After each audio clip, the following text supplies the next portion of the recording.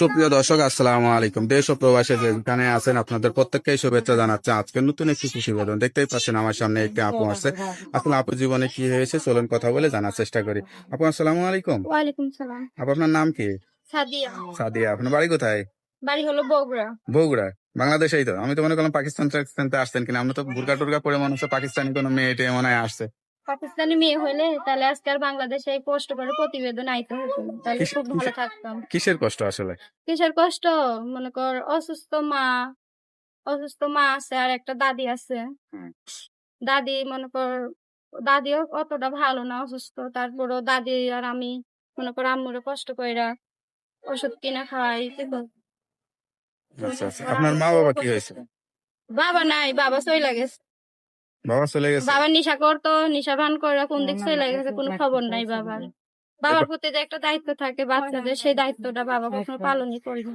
সারাটা জীবন নেশা খেয়ে দিন কাটে। বাবার কারণে মানে আপনার মতো এরকম সুন্দরী মেয়ের জীবনটা এলোমেলো হয়ে গেছে। বাবা বাবা থাকলে যদি হয়তো থাকতো তাহলে কি আর আসতে প্রতিবেদনে আসতে হতো? বাবা থাকলে তাহলে তো হয়েছিল, জীবনের সব লাইফে কত কিছু হইতো।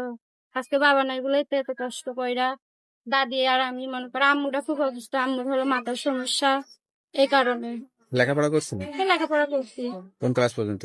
6 পর্যন্ত।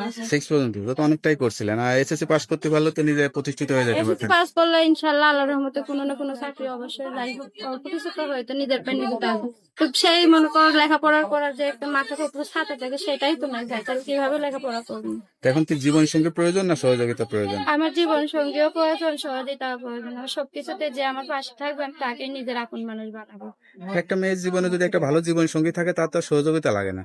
ওই তো সেই তো যে থাকবে সে সবকিছু মিলেই থাকবে, ঠিক আছে ভাইয়া? Right. আমি এটাই তা মুখটা ঢেকে আসছেন, মানে পর্দার আড়ালে কোনো কিছু আমি মিথ্যা বলতেছেন না? কথায় মনে করে মুখটা ঢেকে আছে, আমি আর 10টা ছেলের সাথে কথা বলতে চাই না। আমি চাই একটা ছেলের সাথে কথা বলতে, একজনের সাথে ভিডিও কলে আসতে চাই, ঠিক আচ্ছা আছে? আচ্ছা, যাক, কথাগুলো শুনে খুব ভালো লাগলো। কথার মতো যাতে জীবনটা সুন্দর হয় সেই দোয়াই করি।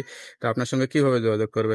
একটা ছোট ফোন আছে বাটামালা, সে যদি আমাকে যদি বলে যে হ্যাঁ আমি তোমার মুখটা দেখবো, সুন্দর মুখটা, হুম একটা ভিডিও কলের সে ব্যবস্থা করে দিবে।